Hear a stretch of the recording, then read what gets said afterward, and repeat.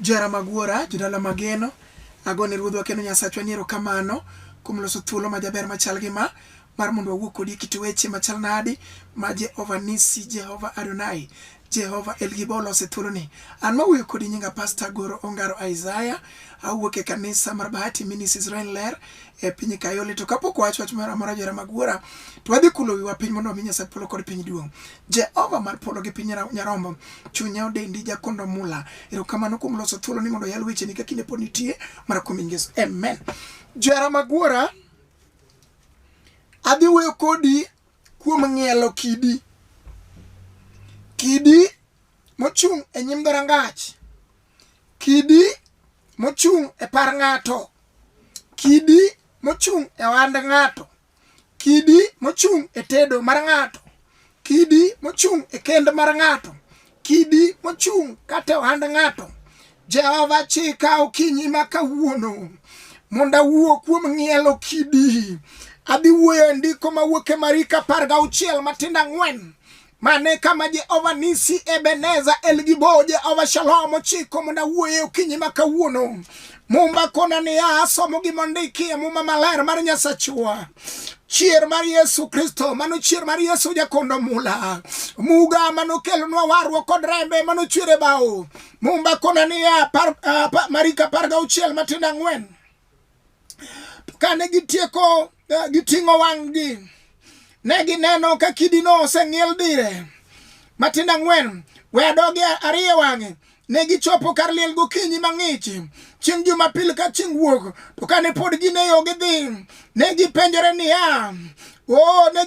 niya, ng'ano mang' nong'ielnwa kidi moloro godo liel. Ne gipenjore niya, ng'ama nogolnwa kidi moloro godo dala. Ne gipenjore niya, chandruogni to osemako ndalo mang'eny ma nyaka kinde kwere ne wayude. Nyaka baba wa oyude. Baba wa koro ti koro we. Ng'ama nong'ielnwa kidini. Mano muma gimondiki. Ng'ato wuotho kadao. Openjore ni to tuo mamako dalawani. Tuo mamako nyathiwani. Tuo mamako jaodani. Tuo mamako chiegani. Ng'ama nong'ielnago oko. Samoro wuoyo gi ng'at mosewuotho. Matemo osiptand ni mochako doke moro ni. Mogole Kenya waka mochako tere pinje maloka. Imanyo kaka ding'iel kidi kigolo kuome oko. Kidi omoko, kidi otamore ok nyalo sudo. Samoro wuoyo kod nyarwegi. Seteme dagni mochako teme dag cha. Otemo ni mondo yudie kwe. Kidi luwo bang'e otamore ni ok onyal yudo kwe. Samoro wuoyo kuom ng'ato man gohala. Otemo mondo mi osudi mondo mi ngimane olokre. Nodhi oketne kidi modhi omoke ohala. Ohala kata tem to kungore gi ume ka gima ni kod ndulume. Kawuono wakelo komeko chier mar choke nyakwar joka Jese. Yesu kende morome musalaba mane jawacho niya, bi uru jomogangre gi misike mapek.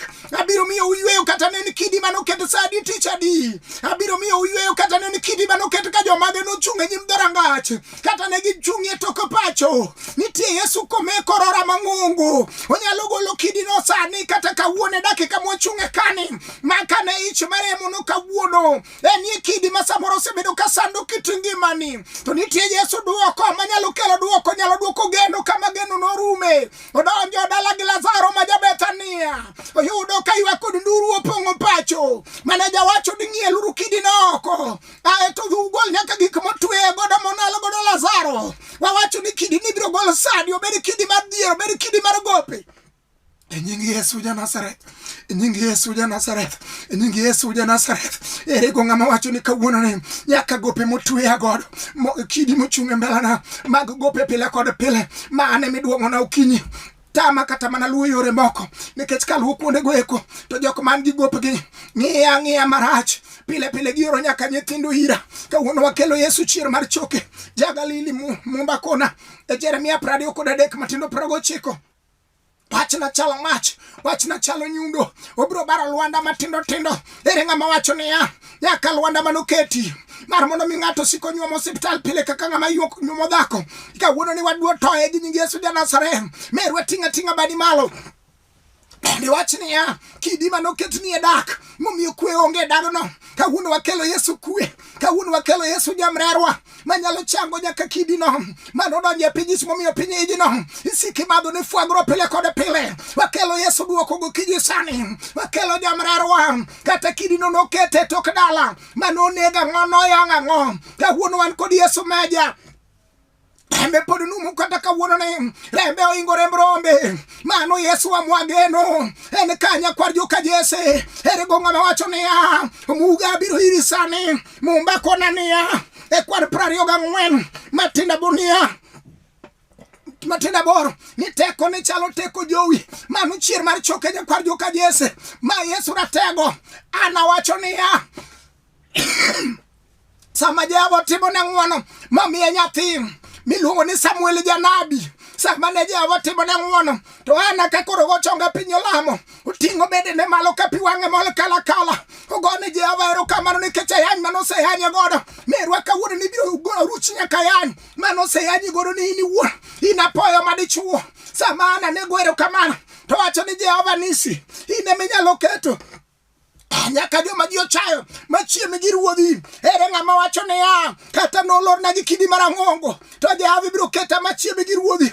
Dalawa mabati biro rieny, odwa gik maonge biro bede, kombe maonge oda Jehova biro kelo. Wang'eyo ni Jehova Nyasaye ma jalok nying, kaka niloko nying Jakobo ma wuod Isaka, loki nyinga kawuono. Golie kidi moloro Noa, golie kidi momiyo kanyal ting'o nyathi e tienda. Kaniloko nying Sarai, miluonge ni Sara mobedo mine ng'ato. Jehova pok odeko mane timna ng'wono. Jehova pok odeko mane par merwa.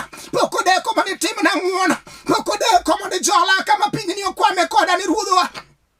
Duong' odok ni Ja-Nazareth. Ondike Isaya 54 matinda 17. Onge gir lweny molosi mondo inyi mano inyi. Beni gir lweny nolosi gotieno kata odiochieng', ben nolosi godhiambo. Wan kod Jehova manyalo muko. Ondike Isaya 22 matin 25 ni chieng'no musumala manoguru matek nopudho oko.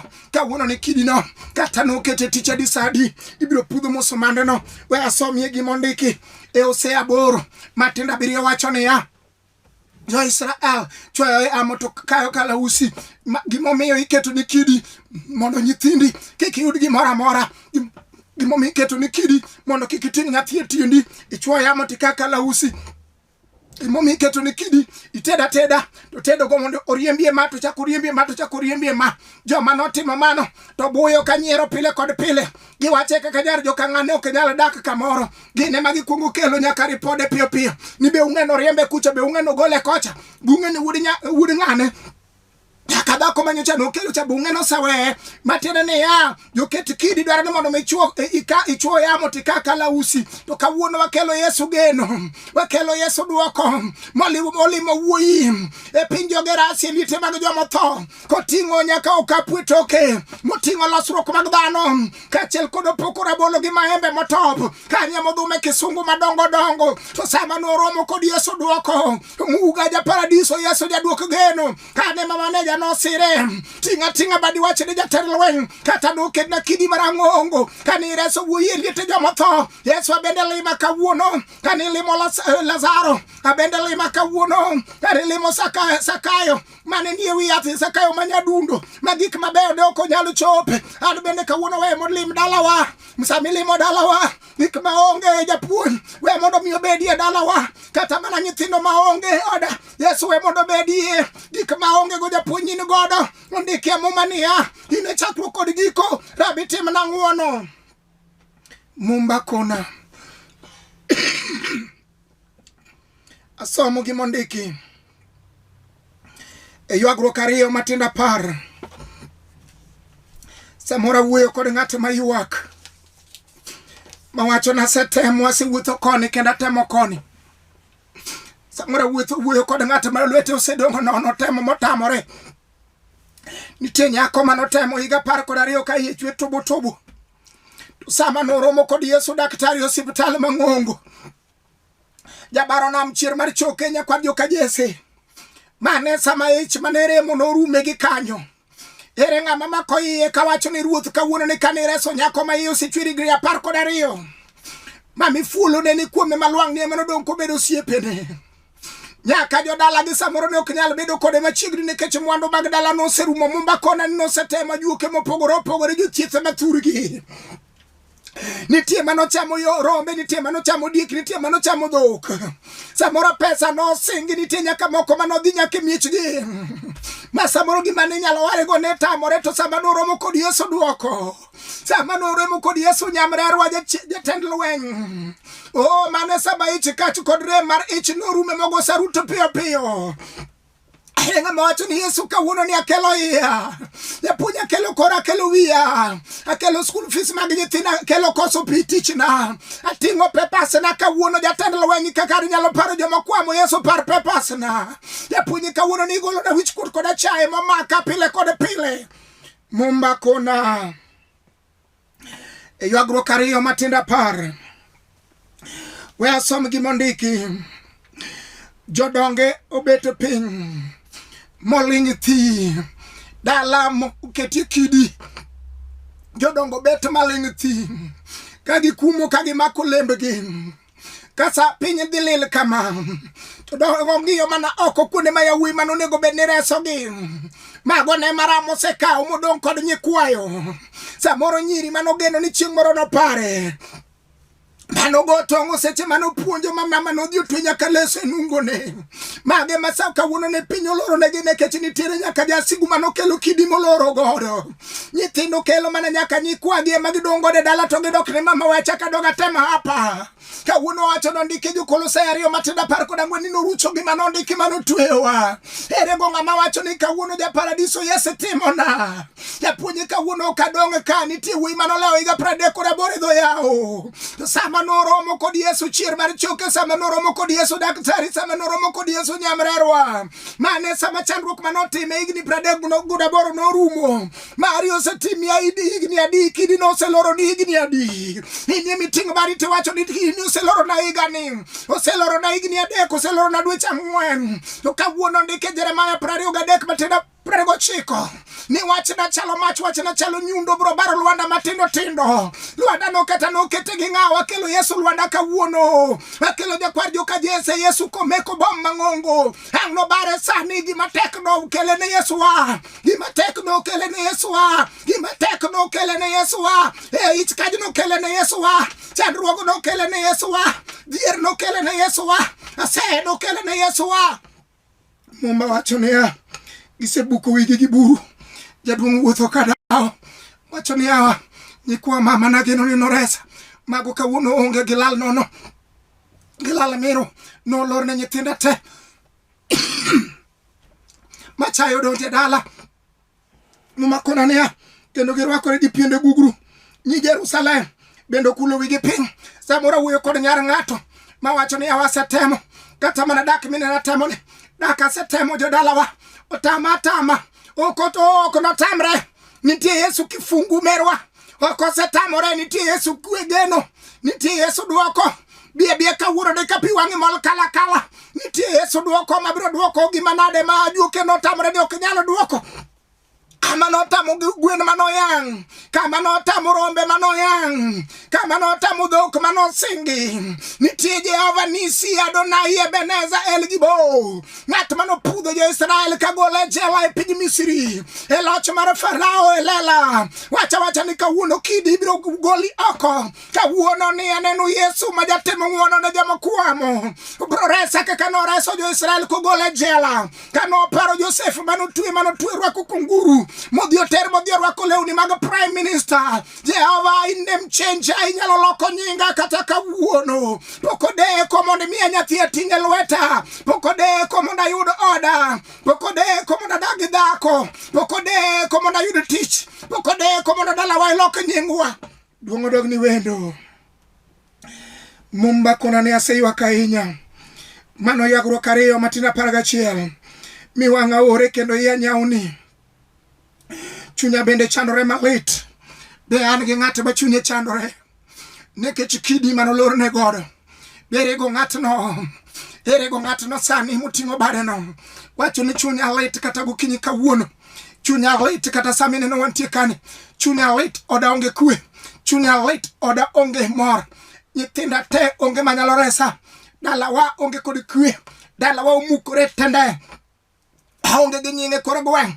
wan kod nying mana magase kod achaya kawuono ni ng'ato chunye lit wacho no handa ni asetemo to tamore chiega ni asethiedho tamore gima timo chuora ni asetemo tamore nitie Yesu duoko kawuono merwa biya kimol kala nitie jaduoko geno Yesu wendowa en ka gokinyi nyalo reso ng'ama kwame nete en ka onyalo reso ng'ato mokwame mudho en ka Yesu jabarona omuga mane joote no chiewo sama nam no gingore matek mapaka no tingore malo samoro yamo no niluonge ni nyakoi samoro niluonge ni kus ok chandowa ni en kidi mane manoketi mondo mi notiek joote gima joote notimo sama gineno kayamo no semomoro wang'e ochimo gi lala ne gichiewo Yesu ere ng'ama dwa chiewo ja paradiso sani wacho no muga chiewi nikech gimomoke dalawa achiewi nikech kidi mapek momako yane achiewi nikech gimomako nding'ani achiewi nikech gimomako ohandani achiewi nikech gimomako na nyithindo japunya chiewi kawuono momba kona ni rawere gi nyithindo mayom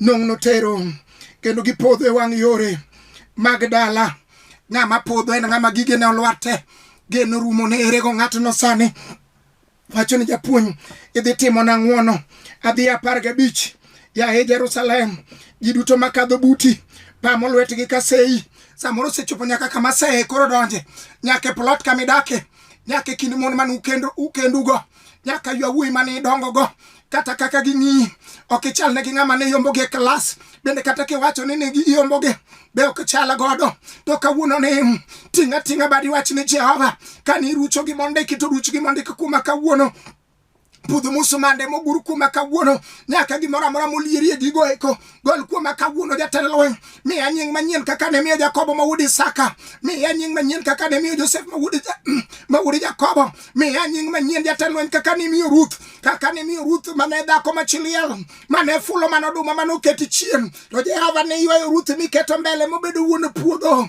manyaka Boaz bene samoro Boaz koro nomiye buk ene manondiko godo jaka jok makoro ne biro nitie Jehova ne mchenja onyalo loko nying ng'ato kawuono jawil osiptal moro ni to dhie moro ni Jehova nyalo loko nying no kawuono manyaka tuono nyalo go sarute nyimi Yesu ja Nazareth kano paro wuoyi molewo higa 38 pok odeko mondo timne ng'wono kano paro nyako ma iye nochwiri higa 12 pok odeko mondo timne ng'wono kano paro Sarai ka higni oniang' merwa pok odeko mondo ting' nyathi e tiendi kano paro Ana mane nyiero kod Penina pok odeko mondo timne ng'wono wang'eyo Jehova manyalo siro ng'ama kwamo wang'eyo Jehova manyalo reso ng'ama olawo nitie wendowa yaye Jerusalem ji duto makadho buti pamo lwetgi ka sei gisicho kendo gitwenyo umgi ka gipenjore niya adier ma e dala mane ji luongo ni dala maberie moloyo samoro dala une nitie dhok kanye ma samoro ji ne ome nyako wuoyo madhi muonoge miechgi kawuono dala nodongo chwata dala nodongo buga yawuoyi mane nyalo reso dala no mago no rumo mako maram no tero mako no lal nono nitie Jehova kaka wuono ne ma wuoyi nyim dhorangau owacho ni nitiere geno muma wacho ne kendo ni dala mokelo mor ni piny ngima 16 wasiki duto yanyi marach kendo jari samoro kidhi kata e chama mag mon weteni yonge kata law mirwaki kata mama ni bende kamano olokore ajara olokore ase kata mana tich samoro churi onge go samoro jaodi onge nyathi mano olokore ayanyi fureji ko biro to jingia kolak iwe ni nyiero kodi kari nyieri nitie Jehova ma jaduok geno merwa kela ywak ni irbe Jehova sani nitie Nyasaye ma jaduok geno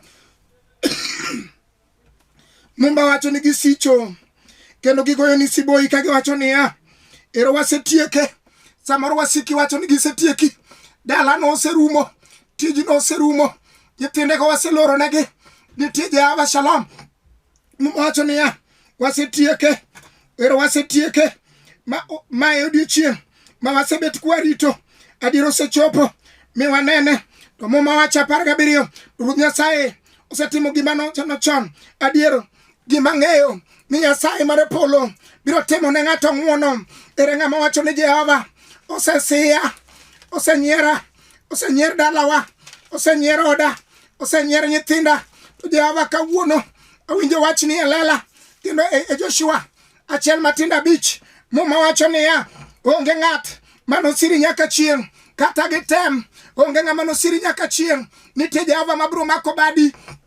Ondike Isaya 45 niya niya asemako lweti makorachwich mondo ilo wasigu manie mbeleni kata gibi 20 Jehova osemako lweti. Wacha ni Jehova makamaka lweta aonge ng'ama diresa aonge ng'ama dimak lweta ijara kamora mora mawuothe nikech ohanda temo ni mondo chung' to lwar temo ni mondo atedi to kethore temo ni mondo akendi to sudi temo ni mondo awil pulode to pod ok nyalre wich bar osiko Jehova makbada makorachwich mondo ilona wasigu mochung' e mbele na. Ondiki Zekaria 4:7 ni winji kata thagruok momako Zerubabel dongo kaka gode nitie Jehova mabiro pie mochal kod pewe mano Nyasachwa mapokolo. Ondike Jeremia 1:20 niya ondike Jeremia 1:20 mane gima dhi somo duong' odog ni were maklo. Ondike Jeremia 1:20 we achake ga 18 ji duto mane pinyni kaka ruodhi mag Juda ogendni mopogore opogore kamora mora miwuothe kata mana kamidhiye mombakona niya gi jodongo gi jodolo kod ji mamoko duto biro bedo mamono kodi. Mano gima ondiki ni bedo to gibiro bedo mamono kodi mondo dala kik sudi mondo andi kik sudi. Muma wacho niya to kawuono amite komondi sirgi e nying Yesu ja Nazareth ibiro chalo gi dala mochiel motegno kendo gi siro mar chuma. Andi biro bedo mochiel motegno biro chalo gi siro mar chuma. Mano Jehova ema wacho. Mombakona niya kendo gi ohinga mar mula ok giniloyi. Mano Jehova wacho nikech abiro bet kodi kendo riti. An Nyasaye ma wacho kamano. Jehova ogo rubber stamp ok giniloyi kata wasigu ket kite otieno kata okinyi odhiambo kata odiochieng' ok giniloyi.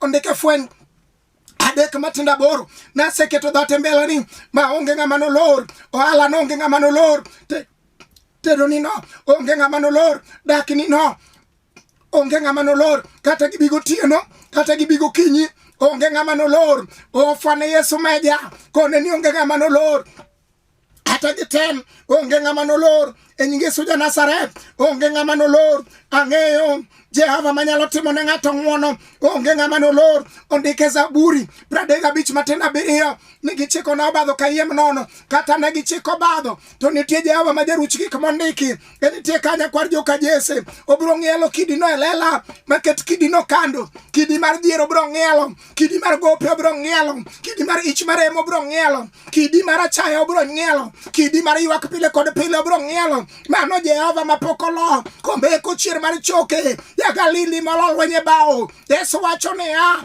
bi uru jomogangre gi misike mapek abiro miyo uyweyo. Ere go ng'ama kelo misigo wacho ni ja Paradisa kelo misigo mar dhier mar chandruok mar gope mar tuoche mar twech akele kawuono ne.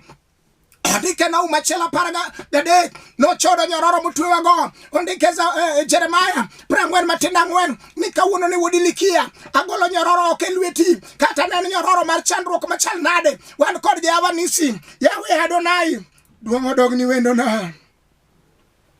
Ondike Mathayo 15:3 gimora mora mawura manie polo ne oko pidhi biro pudhoko. Awuono ne kidino wapudhe oko kod teko nyarombo kawuono wagole oko kawuono ne e nying Yesu ja Nazareth onge gima notem golo wanda motameloyo.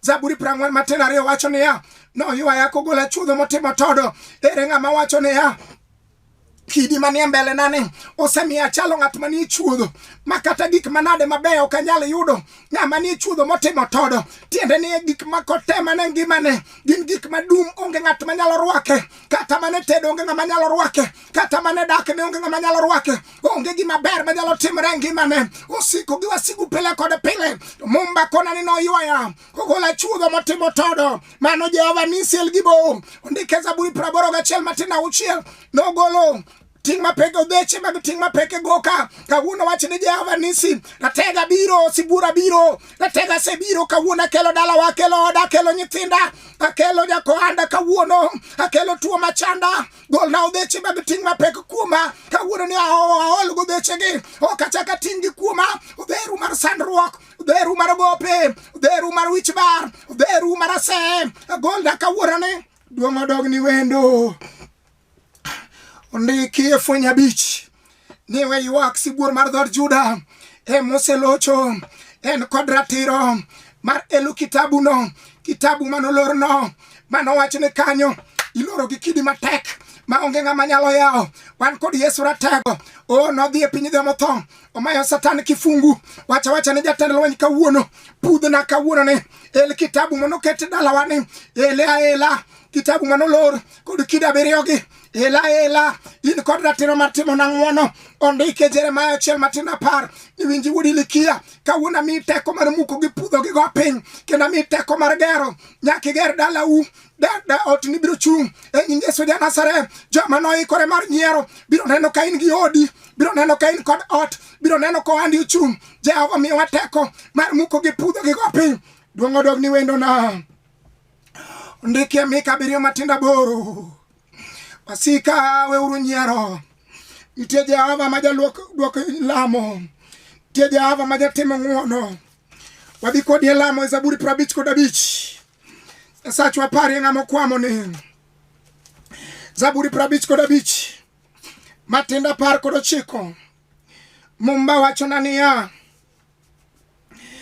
Nyasaye ma osebedo ruoth nyaka nene biro winja kendo biro loyo gi to gin onge gima ginyalo timo nikech ok giluore ang'eyo Jehova manyalo loko nying ng'ato ndike ngeche 30 matindo 30 ni mokwongo en sibuor onge le mora maromo kode tinga badi mbele sibuor onge le maromo kode gweng'u kata gweng'wa tinga badi mbele sibuor onge le maromo kode kawuono ni teko ne chalo teko jowi wadhi kodi e lamo Jehova mar oganda lweny pare nyathi sikul ni pare miyo maywinji ni ruodha pare jaduong' maywakni ni Nyasaye mar polo pare ohala mokwamo ni Jehova mar timo pare jogi moting'o bedegi kaywakni malit ni ruodhowa chung kod jogi ratego mar jolweny to mana kuom nying Yesu amen jora magura jodala mageno an mawuoyo kodi nyinga Pastor Goro Ongaro Isaiah awuok e kanisa mar Bahati Ministries Israel Ler e piny Kayole namba dang' iyudago en 0733 79 49 10 anuoyo namba dang' iyudago en 0733 79 49 10 namba machielo en 07 kendo 07 I270 5376 anuoyo namba machielo en 07 kendo 07 I270 5376 mad Jehova majasir jogi osiru kawuono osiru kiny osiru ndalo kondalo amen.